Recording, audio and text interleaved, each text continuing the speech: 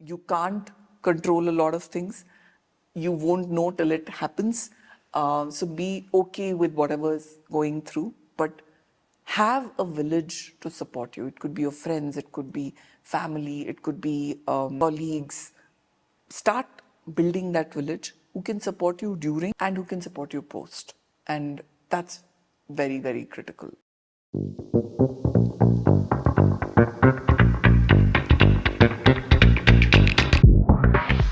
Hi everyone, welcome to Sisterhood podcast series. I'm Shrestha. More than introducing myself, I want to introduce Sisterhood as an initiative. A little backstory to that. We are three friends, Mugdha, Sankalpana and me, and based out of Bangalore. One day we had gone for dinner and we just got talking. Sankalpana asked that, are you planning a baby? And the conversation sort of kick started from there. And then we discovered that, all of us have some sort of dilemma, fear, and questions regarding childbirth, pregnancy, and how the work will look like post-childbirth. We also did a survey and found out that a lot of other women in similar age group go through questions and dilemmas regarding these topics. And then we decided that we should create a forum to drive this discussion to create awareness about these topics. And during the course of research, we came across women who had expertise and experience on these topics. And during that process, we also met Lochan, who is our guest for today. So, hey Lochan, welcome to our podcast. Hi Shrestha, thank you so much. Thank you for having me here. Lochan is the founder of Experiences, which enables and empowers professionals in different stages of their lives navigate and thrive through career transitions. Lochan, would you take some time to introduce yourself? So thanks, Shrestha, for that quick introduction. So I have been a corporate professional for over 15 years. I worked across different organizations, worked in learning and org development for various companies. And sometime about a few years back, I started out as a career transitions coach. And a lot of my experiences as a career transitions coach is really what translated into creating off experiences today. We work specifically with women. We work with organizations, helping women navigate through their motherhood journey. That's our primary focus area, along with supporting them navigate through other transition phases as well. So that's really what we do here at Off Experiences, and I'm happy to be here and talking about this interesting and something which is very, very close to my heart. Thank you so much, Lochan, for taking our time today, and just wanted to understand, any instances or anecdotes that you saw during, your time as working in learning and development or career coaching people, allowed you to sort of focus on women, specifically navigate their transitions. So to be honest, I think when I was in a corporate role, it was normal for me to just assume that yes, women go through all of these phases. I myself was not in any of those phases, so I didn't feel that I related to it. And I used to just go with the simple philosophy that whoever wants to work will figure out ways of working. Right. But as I've started working as a career transitions coach, I realized, and a lot of women used to come to me, who were my clients. They were all successful professionals. They were all doing really well in their life. While they would come to me talking about career, one of the things that was always at the back of their mind was, okay, I want to plan a child. I want to plan a family. I want to plan a second child. How do I do that? What happens to my career in the process? And so on and so forth. And that's the time when I started to realize that this is not just about saying, okay, whoever wants to work will find ways of working, but really about the nuanced elements in supporting women navigate through this phase. They don't find avenues where they can talk about it because they don't want to share this in their organization for multiple fears.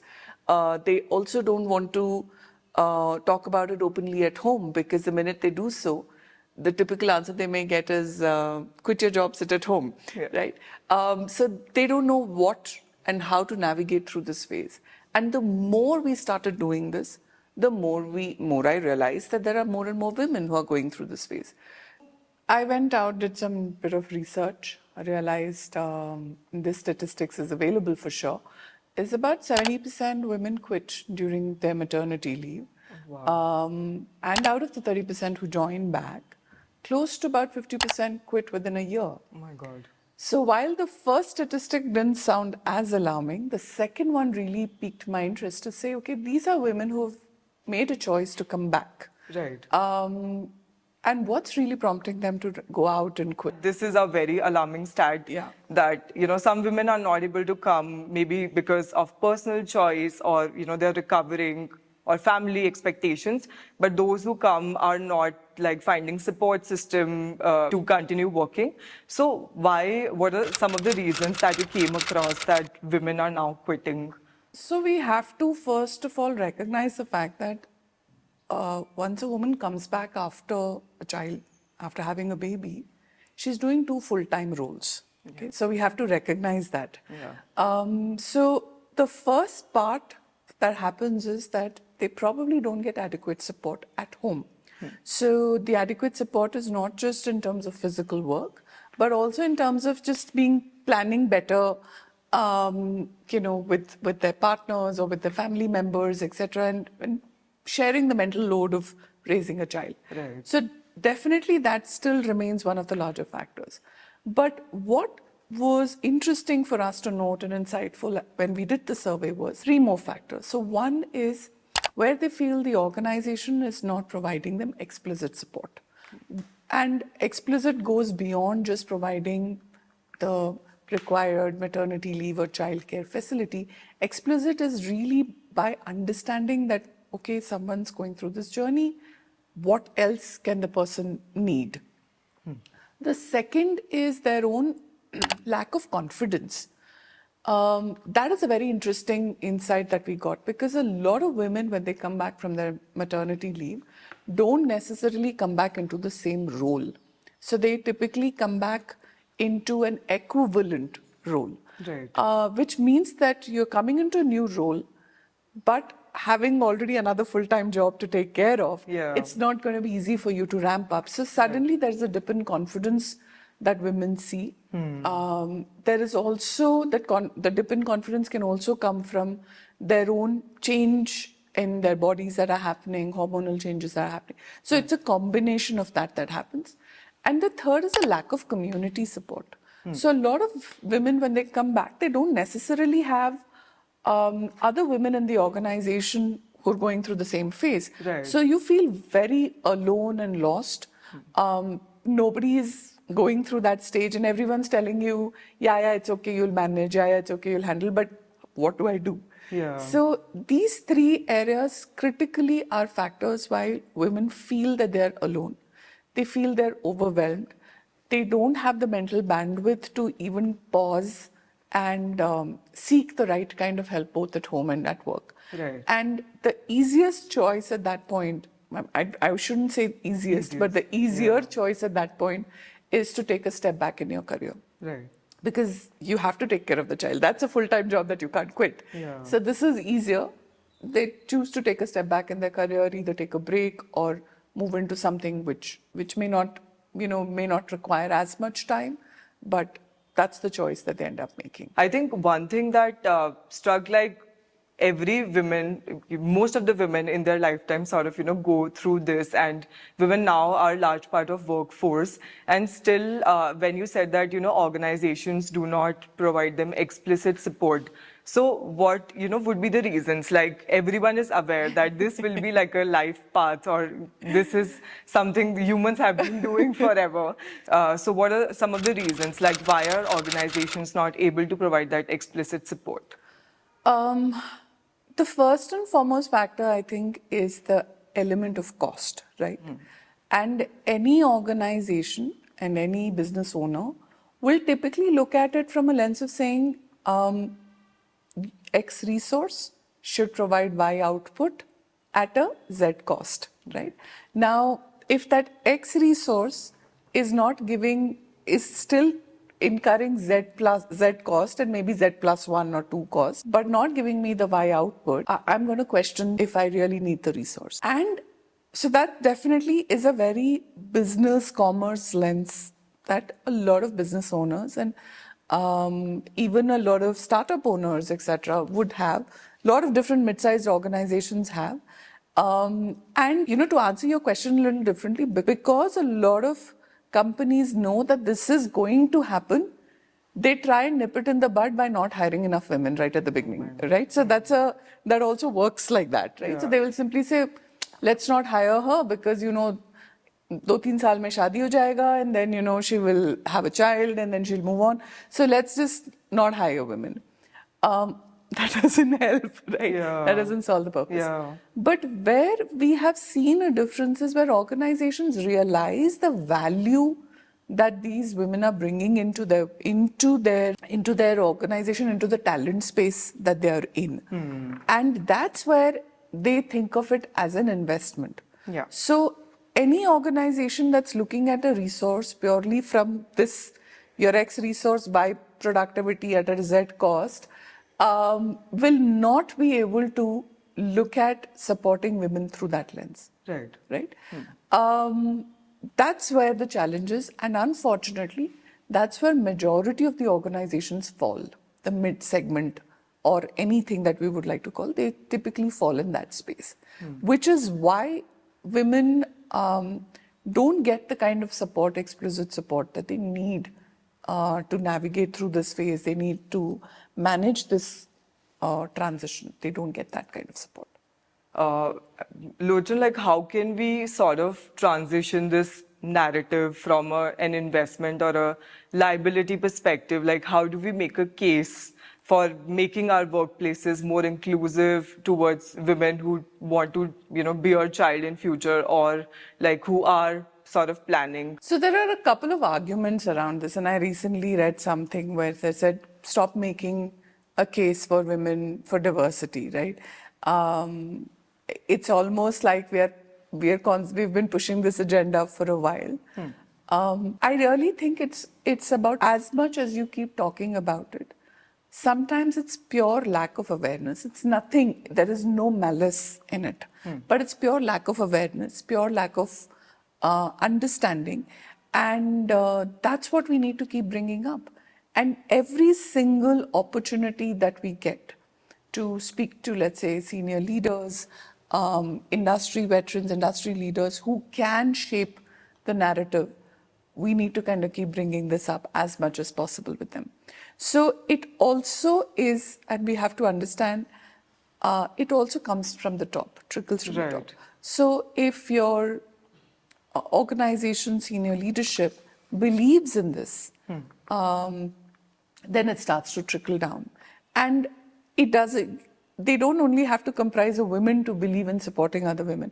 We've seen enough number of male leaders genuinely supporting their female colleagues and female counterparts as they're navigating through this phase. So I won't say that it's gender specific, but the more people become aware and they start from the top and start percolating this down, the changes is what we'll start to see. I mean, I should say this with a certain degree of pride that we do provide, as by law, we provide 26 weeks of maternity leave. And companies that say, oh, we give, we have a lot of maternity benefits, including 26 weeks of leave, I want to call out and say, sorry, you have to provide that, if you meet that requirement or eligibility, you have to provide that. Yeah. So it's not a perk It's that a basic, it's a very basic requirement. Yeah. Just like you'll do like a PF or any other requirement, regulatory requirements, a requirement. But then the work begins after that in terms of what else can we do.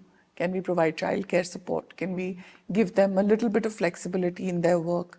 Can we give them different kind of options of work? Yeah. And I think if there is anything that the pandemic has taught us is that remote work works. Yeah. Everybody has been able to do so. So it's, maybe you need to reorient, but I think it should work. So that's the lens that organizations will need to take more and more. Conversations like these will help more and more. Right. I think, and somewhere women also have to go back and ask for it. That's another piece. We also say, no, this is not there. But I have seen in some organizations where the woman has gone and said, you know what, I need a room for, for pumping. Yeah. Right? A mother's room, and there is no room. And it was a small organization, and the CEO said, "I'm vacating my room, Wow. and you use this." Right? So now expecting the CEO to do this on his own would have been great, but the minute he got that feedback, he's also responding. That's also a good sign. Yeah. So I think as women, we also need to be more vocal, ask for it, start talking about it. Recently, I was talking to a very young startup, and they don't have women in that stage of life, but they're already talking about what can it mean for them and putting in practices and policies. So it has to be more and more women driving the conversation. It has to come from the top for sure. Right. And more awareness through these discussions is what's going to make a difference. That's good to know that even smaller organizations are also, starting to think about this. And I think awareness is a big factor. Like as long as we communicate our needs, I think then only people around us will come to know, and we will be able to create an ecosystem. Very interesting pointers, and we understand that there is a business angle to everything, and large systemic change will take time. But what are some of the low-hanging things, Lochan, that you suggest organizations do to facilitate women transition better and sort of excel at their roles? Right. I think the easier thing to start with, or the first thing to start with, I would say, is at least give them an option to have like a mother's room, right? Yeah. It's a small space, at least physical space, because I know a lot of women would share their experiences having to pump in the washrooms, right? So instead, at least give them a smaller space or any equivalent space, even if you have one woman, just at least plan for that. Yeah. The second is flexible work. Work with them to look at their role from a lens of how flexible the role is and how much of flexibility would they require, and therefore can the role tune to that.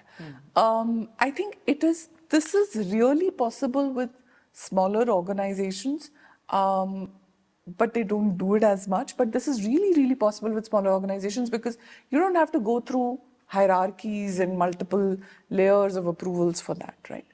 And the third, and I'm going to just call out another startup, which is in the skincare and organic skincare range. They just recently put up a post about having a new mom who's heading their marketing department with complete flexibility. She's working from home. Everyone else is working from office, and she's logged in with with her baby, and she's taking that. So I think that flexibility for sure is something that should be offered. And the third, I think, what we need to look at is I'll make a statement which might sound stereotypical, but there is generally a higher sense of gratitude and loyalty that women carry. And this is the most difficult phase for a woman to go through.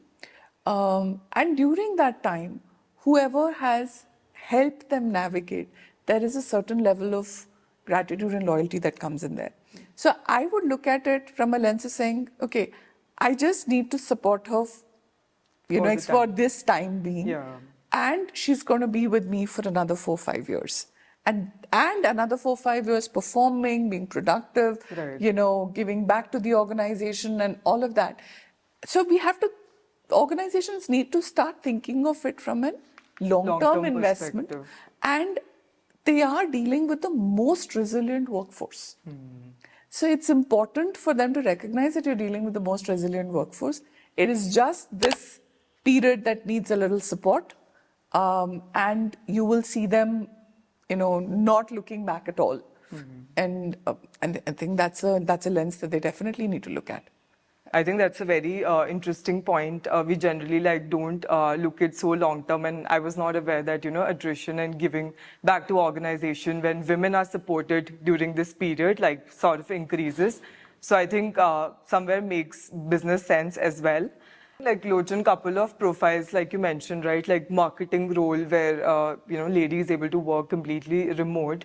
But a lot of people also are in field sales role or supply chain kind of jobs. So how do you sort of work out for that kind of profile or arrangement? So it's not going to be easy. So let me start with that. Roles that can be largely that are office-led can actually be done. But roles that require you to be present, the option to be flexible may be limited. Having said that, I think it is a conversation to be had with the woman rather than assume that she cannot take this up. Yeah. So I may be in a field sales role, but I do have fixed work hours, right? Yeah. So can I work with my manager and say, can I look at for the next 6 months a target of maybe 80% of, instead of 100%, my target be reduced, let's say, to 80%, which may mean that couple of days, if I'm not available, I'm still meeting my target, but I am going to be there. I can travel during the day, etc., and make my sales. The pandemic, I think one of the things that has started to happen, a lot of people are using digital sales mediums, etc., that they can follow. Yeah. So it is really about sitting down with that person and kind of working out what the role should be and what the role can be. That's why I said, I think roles that can do this, definitely please extend it. But the roles which require somebody to be physically present, can there be something that can be done in terms of half here, half work from home? Right. You're here like most days of the week, but it may mean a couple of days that you do need to take time off. Yeah. And especially in a field or a supply chain or an equivalent role, it becomes even more important that can I give you that little infrastructure space, especially as a mother's room. Yeah. You could be operating as an area sales manager out of a really tiny garage space. But can I maybe even make it a little more convenient for you to just at least use that space, pump, and maybe go back to work? So this has to be a conversation. This cannot be a blanket rule. I do know a lot of women who love their sales roles and they don't want to go out of those roles. But because the organization becomes very adamant, there are a lot of women I know, especially who admit to senior levels, who've been leading sales and other similar functions, would work out with their manager saying that, look, I will travel, but I need sufficient notice to travel. Yeah. So that I can plan for a backup, I can plan for that. So give the choice to the woman to have to choose how she would want to look at the career. And I think that conversation is very critical to be had. Sit down with your team members and say, okay, what do you think you need for the next 6 months? What kind of work, how much of it will you be able to pick up? So it's not like, am I doing, you're not doing, this is my expectation. Reset your expectations from both ends so that nobody is feeling, bad about it. No one's feeling that I've been shortchanged in any way. And that ensures a longer relationship and a long-term relationship. Yeah, I think so. Communication and not assuming is the thing, right? Even with women in sales role or field roles, if they are able to get that flexibility or communicate their needs and reset expectations, they can continue to be in the roles that they love. Absolutely. And like you mentioned, smaller changes. So just wanted to share an instance. I was reading Cheryl's book, Lean In, where she's, heavily pregnant, goes to office and has so much trouble navigating navigating the parking lot. Like her parking space is so far from Yeah. the elevator, and she goes to, Sergey, she was in Google then, and goes to, and says that we need like a parking space reservation for pregnant women or like specially challenged folks. Yeah. And I think I saw this in my organization, very simple, just block couple of, slots near to elevators Yeah. for these folks to make it easy for them to navigate. So it does not take a lot, just an intent and awareness is required. Yeah, absolutely. You know what happens? There are, and I can say this, that a lot of organizations um, don't know what needs to be done. Right. Right? So even in Cheryl's case, she went back and said, "Can we do this?" Because she herself was facing a challenge. Right. If she was not in that spot, maybe she wouldn't have realized it. Correct. It comes Yeah. back to the same point as a woman. Can I go back and ask for this? Correct. It's not that they don't want to give you. It's just that they don't know that this could be a challenge. This could be a need till somebody starts to face it. Right. So yeah, and so both ways, of course, and make some smaller changes on both ends for sure. And when you, talked about, Lochan, about, resetting that expectation, do a lot of women and maybe organizations come to you about challenge in sort of, performance evaluation. So for example, like when a woman sort of goes on a maternity leave, like she has a career setback maybe, or when she comes back, she's also not fully present, like semi-present. So how do you do performance evaluations in that case? How the career trajectory looks like? And even if a woman gets promoted, like despite having that missed time, is there a resentment in the team? Do you see these kind of challenges also coming to you? A lot, a lot. And I think, a very implied reason why women drop out is because the thought is, hey, I've missed out 6 months. I'm anyways going to get like a meets expectations kind of a rating this year and potentially maybe next year, which is going to set my promotion back by a couple of years. And if my work is anyways going to take a back seat, why don't I just step back and focus completely on my child? Now, this is a very implied piece, and I'll give you an example. I was a young manager. And I was leading the L&D team. So most of the team members with me were trainers. So they would do physical, onboarding, orientation, and all of those long trainings. Right. One of them was expecting, and somewhere when I got to know that she's expecting, I also saw a little dip in her general enthusiasm and involvement. And I spoke to her. I said, "What happened?" And she simply just said, "I'm taking it easy because," and she was honest with me. She said, "I'm taking it easy because I know you are going to give me this meets expectations rating. So why should I put in that effort while I'm, before I'm going? And I'll pick it up when I'm ready." And I was like, I said, "Okay, this is weird." And so I turned around and said, "Okay, what do you need? Okay, what do you need to ensure that you get a good rating?" And we worked that out. So she needed support in terms of a little bit of flexibility in work. What time could she come in? What time could she go out? During her last trimester, she couldn't stand the whole day and take a training, which meant someone else had to step in. Instead, I started giving her other kinds of work, other kind of roles, which were equally important and critical. And she did a phenomenal job. So before she went on her maternity leave, she ended with, so her mid-year rating was like a top talent. And I preserved her mid-year rating till the year end because most organizations, whatever rating you've gone into your mat leave with, that rating continues for the next 6 months because you're not there. Yeah. And that's the logic that most organizations follow. Okay. And therefore, the year-end rating for her was top talent. I remember having debates with other colleagues, and they were like, "Listen, she's on mat leave. Why are you wasting your top talent rating giving it to somebody like that when you could give it to somebody else? I said, she deserves it. She spent like the first, and it was a little more than 6 months. I said, she spent close to like 7, 8 months really working hard for this. She deserves it. And that honestly didn't set her back at all. But I am an exception. This situation that happened was an exception. And I don't think it would have happened in all kind of organizations as well. So performance appraisals are a concern. They are a challenge. They do set back women from, from their career, from their promotion trajectory. What can organizations do about it? Get more specific, Right.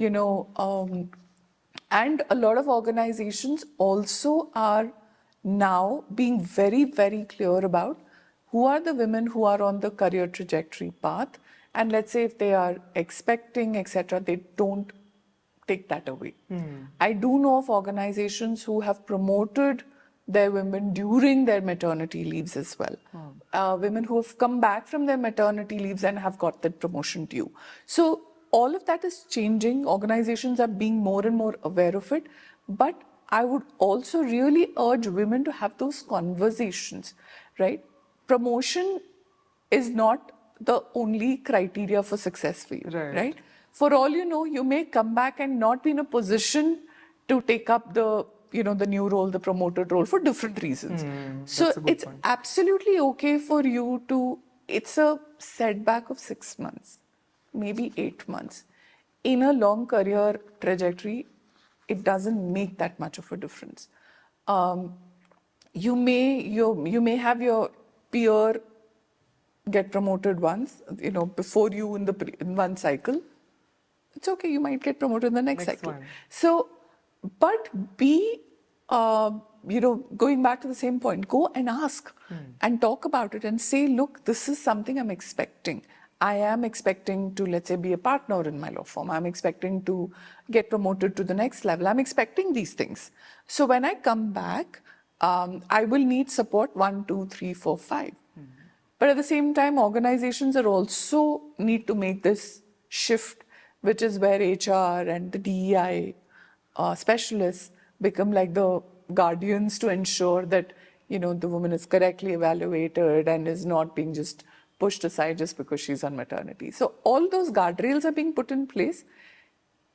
But we are trying to change mindset of a lot of people through the process. It will take a little time. But these are very good pointers, Lochan. I think you cannot, every time dissociate your professional identity and personal identity. Yeah. Like some women do not like to go and talk and share with their managers in advance that, we are planning a baby or this is something that's coming. So I think going out and talking about it, resetting expectations if needed, and asking the organizations. A lot of women sort of take a back seat, I think, early in their career because they know that they might not be able to ensure they meet the responsibilities of a new role, of a new promotion.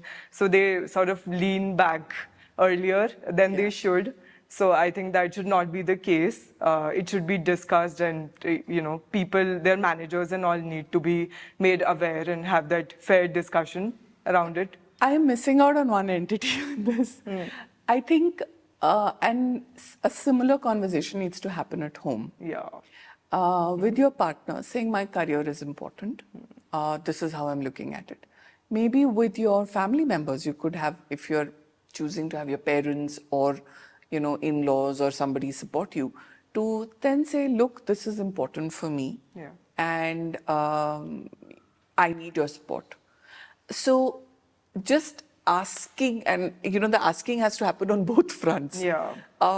Not even on this part of women, not assume, right? Have that conversation on both fronts, and in some ways, be okay with how they are choosing to raise your child. Okay. So I think that is an element that most women kind of miss out. They don't go back, ask for help. They don't tell their partners what should be done. They don't set expectations even with their family members on saying, look, my career is important and I do want to continue working. I do want to do this.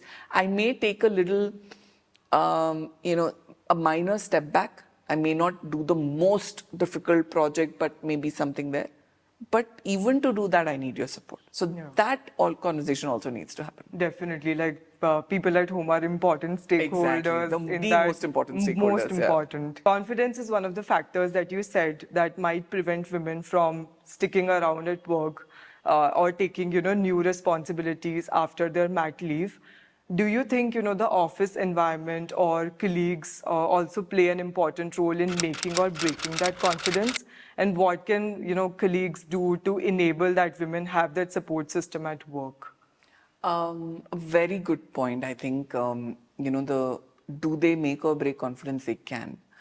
Um, so there are two, three things that are happening, okay? So first we have to recognize the fact that until now we've been speaking about biological women, biological mothers. So we're also saying biological mothers do go through hormonal changes. Right. There is postpartum. Postpartum, some of the signs and symptoms could also be things like brain fog, forgetting things a little bit. Now, I am in a new role. I am going through postpartum. I could have like these instances where I'm like, okay, I've just had like a brain fog. I'm also sleep deprived because maybe my child's waking me up like, I'm probably sleeping like 4 or 5 hours a night. I have barely spent time on my own nutrition. So all of this is happening at the same time, right? This is going to have an impact on my performance. Along with this, I am in a new role. I'm in a role where I probably don't know my manager. I don't have any equity with him or her. Yeah. I don't have any equity in the organization, in that particular unit with my colleagues. And suddenly, if my colleagues are a little, I wouldn't want to use the word hostile, even if they're a little indifferent to what I'm maybe going through, it can break my confidence to say, okay, I'm not able to manage this.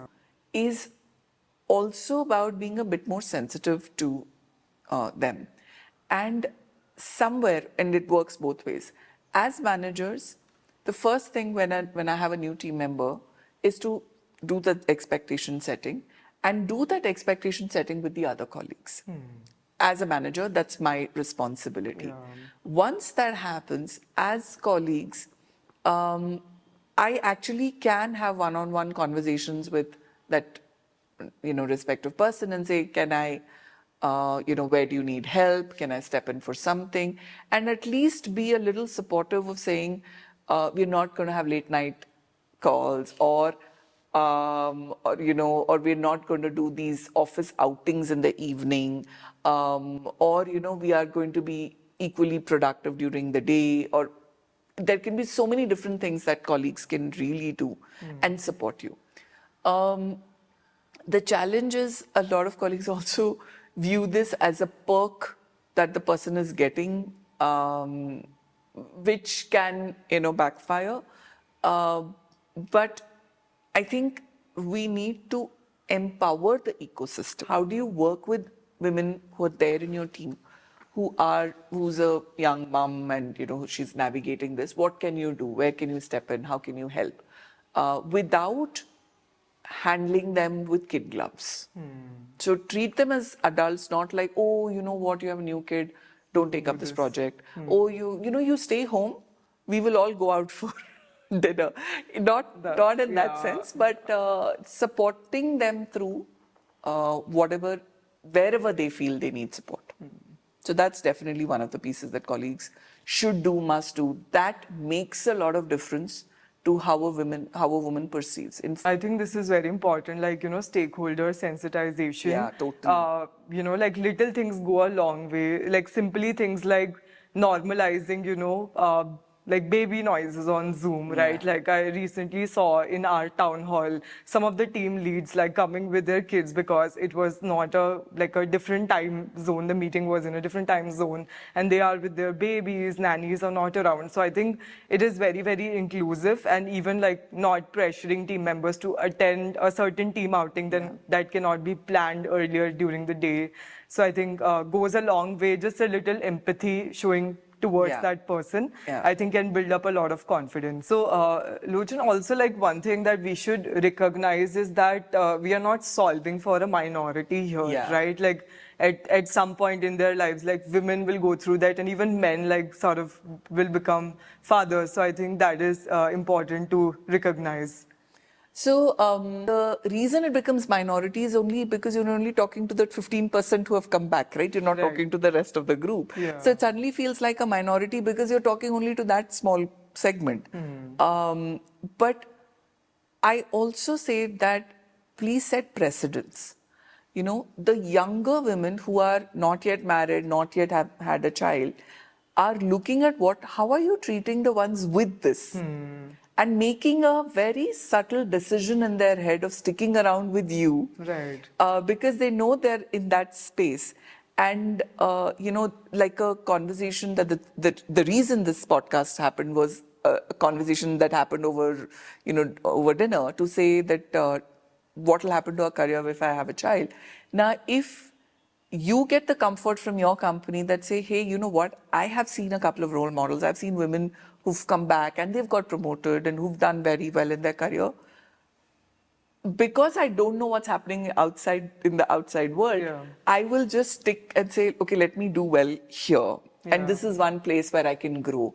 So I think the investment today, even if it's in a minority for you, it's a long-term game because you still have that other 100% which is sitting right there, observing each of these things and seeing how it can make a difference to them. It's always like a statement that you're making by Absolutely. Yeah. A statement that you're making by not talking, but actually doing something about it. Yeah. So it doesn't matter if your policy says we are an equal opportunity and, we believe in equity, but it doesn't translate. Right. I don't even have one role model like that, or I don't even have one woman who has gone through this. Then, people are going to look at what you do and Yeah. not what you say. Yeah. So, Lochan, that's a very interesting point that you made, that in smaller organizations there can be higher flexibility. But on the contrary, like they might not want to hire new parents because the working hours are long and challenges come with hiring new parents. So, how do you navigate that?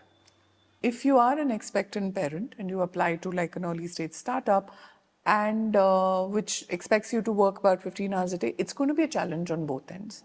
Now, we don't have to force fit this concept into every organization. We have to, of course, be cognizant of the organization's reality. So if I'm a young or an early stage startup, I don't have a large team, I don't need to go out of the way and hire an expectant parent to prove a point that I'm inclusive if it doesn't meet my requirement, and it's going to be a challenge for the person on the other side. And therefore, the organization reality matters. Now, you could be an early stage startup, but you're probably somebody who's saying, no, we are not going to work 15 hours a day. We will be working remote, and we are all tuned in on a certain outcome. And as long as you're able to meet that outcome, it's fine. Yeah. So you have to be aware of what makes sense for the organization and for you as an individual. The challenge comes when, let's say, you're in a young or an early organization and you already have a team member, and that team member is now on the parental journey. Now, what do you do? That is where the real challenge is. Going and hiring, I agree. But now somebody is on that journey. How do you take that decision? That's where I would still suggest the company to have a conversation with the person, discuss what this means. Does this mean that they need to step back? Does this mean that they work part-time? Does this mean they work in a contractual capacity for some time, giving, what their core skills are? You need to have that kind of conversation and make an arrangement which is right for both sets of people. Right. We have to remember that even from an organization's lens, you don't want to do this for the wrong reasons. You want to do it for the business benefit as well. And only if there is business will people have jobs, right? Like that's the other way to also look at it. But at the same time, this, like I just mentioned, I don't want to let go of a team member. The person has really helped, has done fantastically well and will, continue to do so and is invested in what I'm building. Now it's time for me to co-create an opportunity or a role or something which enables the person to stay back. Right. We want to create a checklist or SOP of sorts for women, some of the things that they should be prepared and have some of the discussions that they should have had before, going on a maternity leave. So what are the things, that you would want to highlight? Okay, so I'm going to break it down into 2-3 parts. First, of course, is the fact that emotionally, mentally, and relationship wise, are we ready to have a child? I think that's the first question to be asked if you're planning a child. The second is, am I financially comfortable to take care of my child? It's interesting that even now, a lot of women bear the pay something called a child care tax. Okay. Okay. It's obviously not a government tax, but it's a term coined, which means that if I have to go and have a career, I will be the one who will be paying for the nanny, for the daycare, for that extra additional help, etc. And it ends up happening in a lot of families. It's almost like the family is giving me the opportunity to, to go out and work. And it's the tax that I'm paying to have the freedom to go out and work. Now, I'm not saying is it right, wrong, because every couple and every family can decide how they want to split their expenses. But am I in a position to ask for more help, right? Which means that can I have someone supporting full time? Can I put the child in a daycare? Can I, ask for additional help in different forms and format? And can we support it financially? I think that's a question to be asked. And of course, child raising has its own financial responsibilities. Right. The third question that you should ask is, how much do I love my career? Okay, and I know this might sound controversial to a lot of people, but you get absolute clarity about what you think about your career when you have a child. Because if you are someone who's really like, I don't know why I'm going to work and what am I doing, versus saying, I do like my work, but I'm feeling a little guilty, the two are different. So also be clear, is this the right career for me? Is this the right role for me? And if it is not, maybe make that switch upfront before you, plan that out. The fourth is having conversations. Having conversations at home, having conversations with your family, especially, let's say, parents, in-laws, telling them that we are planning, this is it. And this might mean that you have to come and live with us for 6 months because I would need support. Last stakeholder being your manager, have an honest conversation, especially once you know that you're expecting. All mothers and all babies are different. All families are different. All careers are different. Just ensure that you're making choices, or rather taking decisions from a space of making a choice and not because it just feels forced from any end. Right. I think that's pretty much it. And if you you can't control a lot of things, you won't know till it happens. So be okay with whatever is going through, but have a village to support you. It could be your friends, it could be family, it could be colleagues. Start building that village who can support you during and who can support you post. And that's very, very critical. So That's a very good point, Lochan. Like on that note, it definitely takes a village to raise a child, but it also takes a village to support a woman who wants to ensure excellent childcare for her children and also not give up on her aspirations and her dreams. I think organizations and women need to meet somewhere in between to ensure that this transition is smooth for both.